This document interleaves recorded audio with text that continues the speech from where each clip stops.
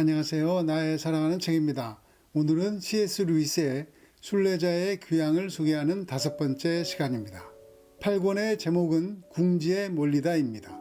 궁지에 몰렸는데 주인공은 은혜를 받습니다.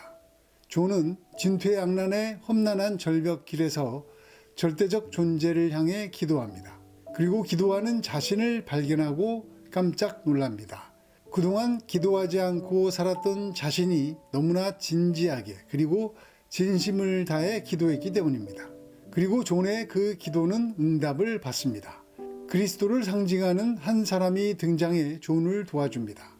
물론 존은 그가 누구인지를 모릅니다. 그러나 절망 가운데 은혜를 맛보게 된다는 이 상징은 은혜를 받아본 사람이면 공감하는 내용일 것입니다.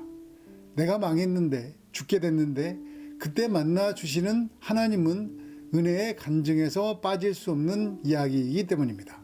그래서 나는 세상에서 더 필요한 것이 없다. 다 있는 것 같다. 생활도 너무나 편안하고 그래서 하나님께 기도할 것도 없다고 말한다면 그분은 하나님이 주시는 선물만 아는 사람입니다. 하나님은 모르는 것입니다. 믿음이 있는 것인지 심각하게 생각을 해봐야 합니다. 구원의 문제이기 때문입니다. 하나님을 아는 사람은 선물이 아니라 하나님만을 더욱 갈망하게 됩니다.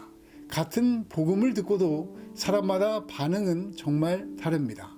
가장 큰 이유는 아마도 속이 다르기 때문일 것입니다. 8권에서도 미덕은 지혜의 이야기를 듣고 비관론에 빠집니다. 그리고 낙관적으로 생각하는 존을 적대적으로 대합니다. 우리는 낙관론에 가까울까요? 비관론에 가까울까요? 결론부터 말씀드리면 두 가지 모두를 갖고 있는 것이 건강한 것입니다. 8권 궁지에 몰리다.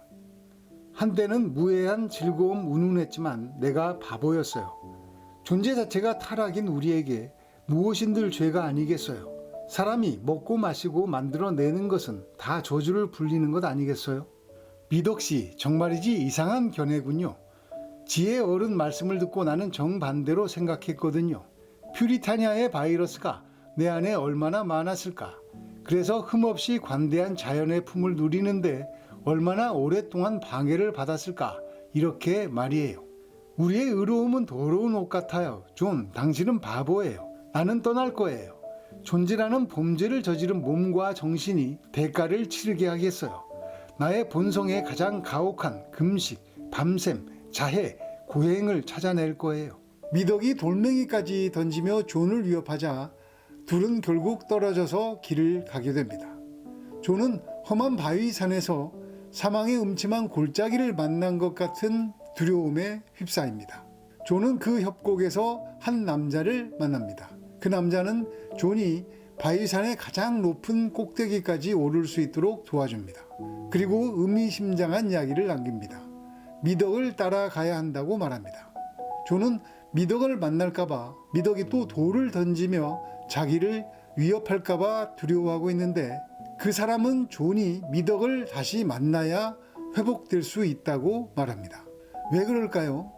절망에서 희망이 시작되기 때문입니다.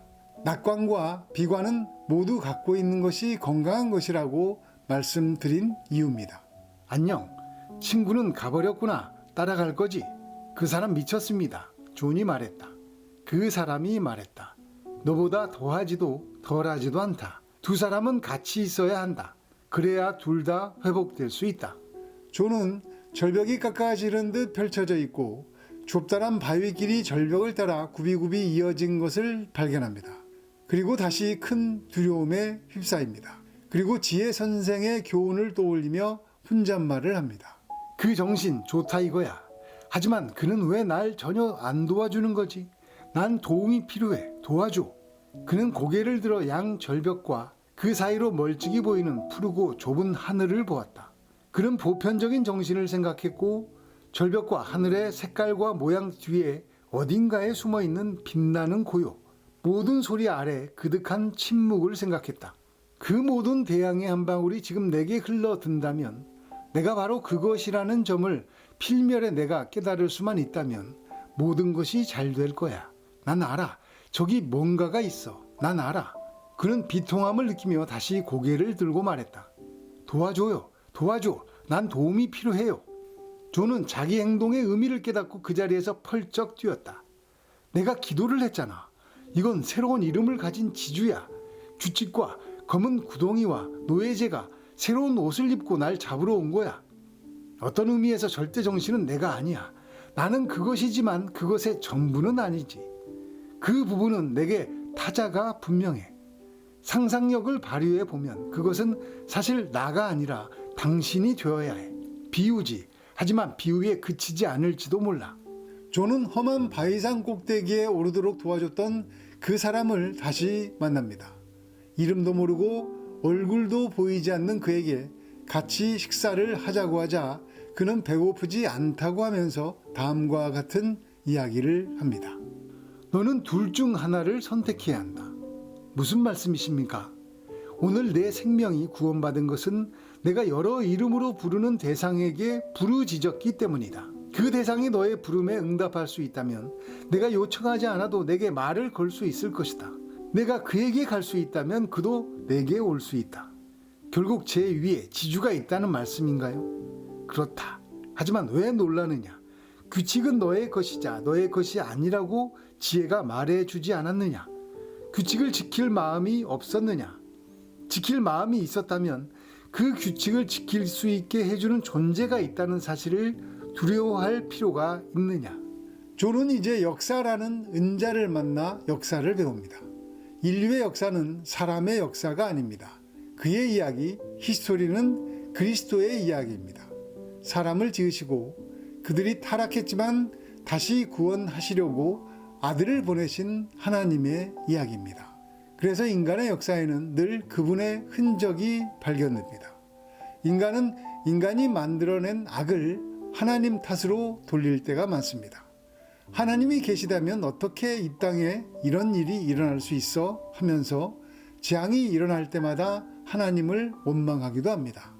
맞는 이야기입니까? 하나님이 성스러운 성을 만들어 남과 여가 부부가 되게 하셨는데 인간은 그 성을 상품으로 만들지 않았습니까? 하나님이 아니라 사람이 바꾼 것입니다. 친구들의 우정을 또래들의 빗나간 연대의식으로 바꾸어 버리는 것 역시 인간의 욕심이 아니었을까요? 왜 동문회가 있고 왜 동창회가 있고 왜 수많은 모임들이 이어질까요? 원래의 우정을 지키고자 하는 마음의 비중은 얼마나 차지하고 있을까요? 오히려 이익의 목적이 상당하기 때문은 아닐까요? 요지는 인간은 늘 탐욕으로 하나님께서 지으신 선한 가치를 바꾸어 버린다는 것입니다. 인간의 역사는 하나님 없이 살고자 하는 타락의 역사이기도 하지만 그 타락에서 인간을 구하고자 끊임없이 사인을 주시는 하나님의 역사이기도 합니다. 그 하나님의 사인을 이 책에서는 그림이라고 표현하기도 하고 섬이라고 표현하기도 하고 때로는 문자라고 표현하기도 합니다. 그림과 섬은 성경을 모르는 사람에게 주는 은혜요. 문자는 하나님의 말씀을 읽을 줄 아는 사람들에게 주는 은혜입니다. 섬과 그림과 문자는 공통적으로 모두 나에게 돌아오라는 하나님의 음성이요 손길인 것입니다. 은자가 말했다. 난 이 나라 구석구석을 다 안다네. 각 지역의 특징도 알지. 동쪽 땅의 소자기는 거인이고 그 아래로 만몬과 몇몇 다른 자들이 있네.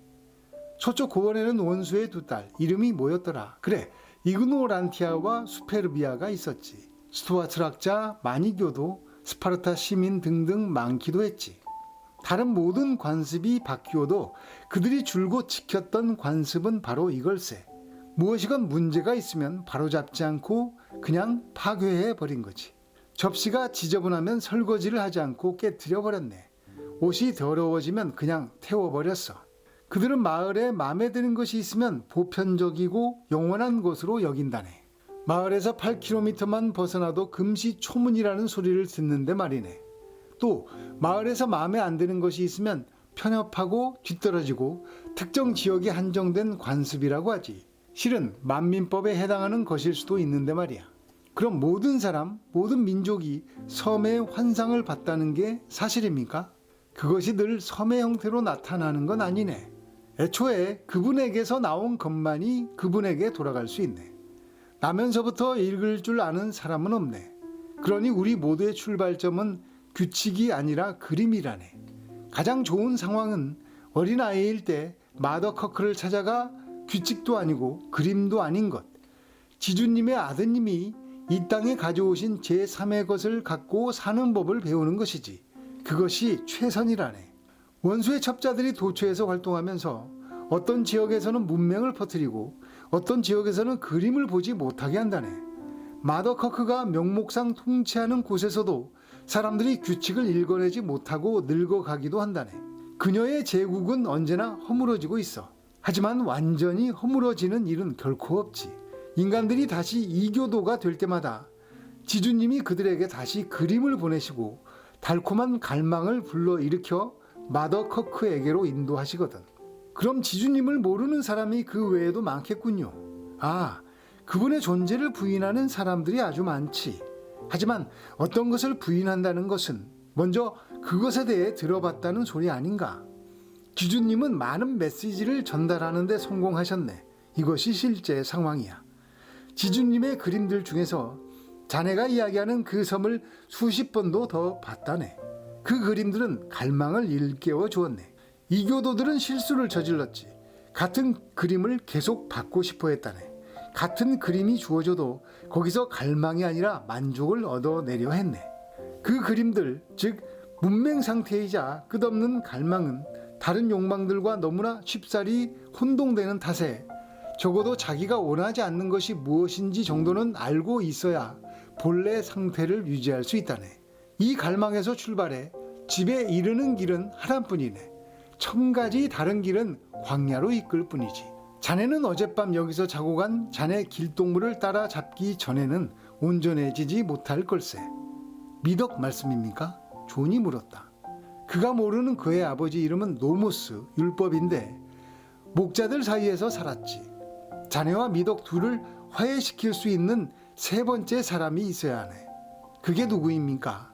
목자들과 이교도들을 화해시킨 바로 그분이네. 하지만 그분을 찾으려면 마더 커크에게 가야 해. 그들의 첫걸음은 언제나 그림에서 생겨난 갈망이라네.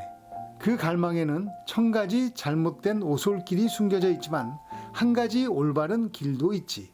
스토아 철학, 금욕주의, 엄숙주의, 사실주의, 고전주의 등 어떤 구실로건 그 갈망을 깎아내리는 이들은 본인이 알든 모르든 원수의 편이라네. 그분은 다양한 그림을 보내시지. 공통적인 사항은 그림의 특정한 형태가 아니라 모종의 메시지라네. 완전히 이해할 수 없다 해도 그 메시지가 이 욕망을 일깨워 사람들이 세상의 동쪽이나 서쪽에 무엇인가를 갈망하게 만드네. 만몬이 그곳을 장악하고 새로운 도시를 건설하고 들에서 일하던 사람들을 공장 안으로 몰아넣은 것이 바로 그 무렵이었을 거네. 그들 머릿속에 새로운 개념이 태어났고 모든 숲과 개울과 들판에 감추어져 있으면서도 어느 정도 드러난 그 무엇을 보았다네. 경치를 완전히 소유하고 있는데도 여전히 뭔가 원하는 마음이 남아있으니 자신이 경치를 원했던 것이 아님을 알게 되는 거라네. 아무리 어리석은 소작인이라도 다 알 수 있었지. 우상 숭배가 불가능해진 거야. 그들은 새 것이 옛 것을 부인하고 무효화한다고 생각하네. 하지만 실제로 새 것은 옛 것을 더욱 온전히 회생시키지. 지주님의 의도는 자네 생각과 아주 다를 걸세. 손에 넣기 전에는 자네가 원했던 것이 무엇인지 모를 걸세. 자네의 삶이 그 증거일세. 공상과 감각이 내놓은 후보는 모두 자네가 원했던 것이 아니라고 실토하지 않던가. 자네는 아닌 것을 하나하나 제거하는 방식으로 그 갈망이 오직 한 분만 앉을 수 있는 위험한 자리임을 발견하지 않았나? 존이 다시 입을 열었다. 지주님이 보내신 갈망이라면 왜 시간이 가면서 없어질까요? 아시다시피 그것은 지속되지 않습니다. 그것이 인간의 사랑과 같다는 말 못 들어봤나? 아니면 잊어버린 건가? 사랑이 어떻게 흘러가는지 모르나? 처음엔 기쁨이 오고 그 다음엔 고통, 그리고 결실이 오지. 그리고 이어서 결실에 기쁨이 있지만 첫 번째 기쁨과는 다르네. 필멸의 연인들은 첫 단계에 머물러 있으려고 해서는 안 되네. 황홀감을 유지하려 해서는 안 되네. 그것은 이미 제 역할을 다 했네. 만나를 쌓아두면 벌레가 생기지. 종과 미덕이 다시 만나야 하고 화해해야 산다고 합니다. 우리 안에 낙관과 비관이 만나야 산다는 이야기이기도 합니다. 그런데 그 화해는 둘이 만나서 되는 것이 아니라 예수님께서 화해시켜 주셔야 한다고 합니다. 그래서 예수님이 아닌 수많은 길은 모두 광야로 가는 것이고 집으로 가는 길은 오직 하나, 예수님 뿐이라는 것입니다. 그 예수님을 만나려면 마더커크를 통해서 가야 한다고 강조합니다. 교회를 통하지 않고는 예수님을 만날 수 없다는 이야기입니다. 교회는 그리스도의 몸이라고 합니다. 그래서 교회의 머리는 예수님입니다. 몸은 머리의 생각과 뜻을 따라갑니다. 그것을 십자가에서 내가 죽는 것이라고 이야기하는 것입니다. 내 생각이나 내 뜻을 죽이는 것은 그것이 예수님의 생각과 비교해 볼 때 허망하기 짝이 없고 더럽기 짝이 없기 때문입니다. 예수님을 믿어야 구원받아. 이런 정도가 아니라는 것입니다. 우리는 일상에서 수많은 나의 생각대로 살아갑니다. 매사에 예수님께 묻지 않습니다. 내가 좋으면 예수님도 좋아하실 것이라고 생각합니다. 하지만 은혜를 받으면 이게 맞나? 내 생각인가? 예수님 생각인가? 하는 질문을 정말 자주 하게 됩니다. 불신자들도 수많은 믿음을 갖고 삽니다. 이것을 하면 운이 좋아. 이렇게 하면 행운이 들어오지. 누구에게 빌면 좋아. 마음에도 평화가 밀려오지. 여기에 기도하면 당신이 원하는 것이 이루어져. 이런 징크스 몰라? 복권이 당첨되는 꿈. 그 꿈을 나에게 팔지 않겠어? 얼마나 많은 믿음들이 있습니까? 최고의 믿음은 내 생각은 틀렸고 주님의 생각이 선하시고 기쁘시지 하는 것을 아는 것입니다. 믿음의 사람인데 고집쟁이가 있습니다. 율법만 따라가면 그렇습니다. 율법을 말씀하신 분이 멈춰 하고 말씀하시면 알아듣고 멈추는 것이 믿음입니다. 말씀을 많이 안다고 말씀대로 사는 것도 아닙니다. 말씀은 말씀하신 대로 살라고 주신 말씀입니다.